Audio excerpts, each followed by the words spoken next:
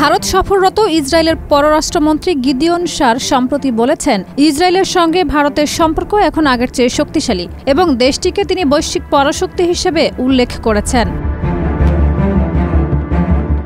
4 November এনডিটিভিকে দেওয়া এক বিশেষ সাক্ষাৎকারে দিল্লিতে ভারতের পররাষ্ট্রমন্ত্রী এস জয়শঙ্করের সঙ্গে বৈঠকের পর গিদিয়ন বলেন, আমাদের সম্পর্ক ধারাবাহিকভাবে উন্নতি করেছে।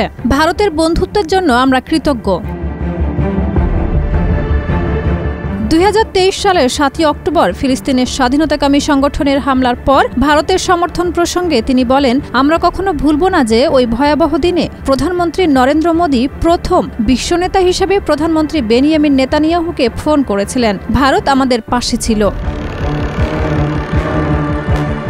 গাজা শান্তি প্রক্রিয়া নিয়ে গিদিয়ন বলেন, সবচেয়ে জরুরি হল ট্রাম্পের শান্তি পরিকল্পনাকে একমাত্র পথ হিসেবে ধরে রাখা। এটি ধাপে ধাপে বাস্তবায়নযোগ্য ও বাস্তবসম্মত। বিশ্বের অনেক দেশ যখন এই পরিকল্পনা থেকে সরে যেতে চাইছে, তখন ভারত বৈশ্বিক পরাশক্তি হিসেবে এই পরিকল্পনায় গুরুত্বপূর্ণ ভূমিকা রাখতে পারে। দ্বিরাষ্ট্র সমাধান প্রসঙ্গে তিনি মন্তব্য করেন, বর্তমানে এমন একটি ফিলিস্তিনি রাষ্ট্র গঠন করা সম্ভব নয় যা আমাদের নিরাপত্তাকে হুমকির মুখে ফেলবে। মধ্যপ্রাচ্যে এখনও গাজা, লেবানন ও ইয়েমেনে ইরান সমর্থিত সন্ত্রাসী রাষ্ট্র সক্রিয়।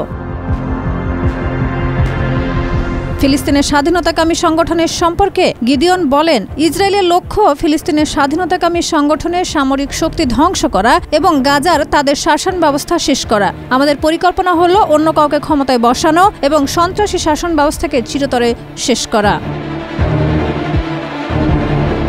সাক্ষাৎকারের শেষ ভাগে তিনি বলেন, প্রধানমন্ত্রী মোদী ও বেনিয়ামিন নেতানিয়াহুর ঘনিষ্ঠ সম্পর্ক দুই দেশের সহযোগিতাকে আরও গভীর করছে। তাদের আলোচনা সবসময় খোলামেলা ও কৌশলগত।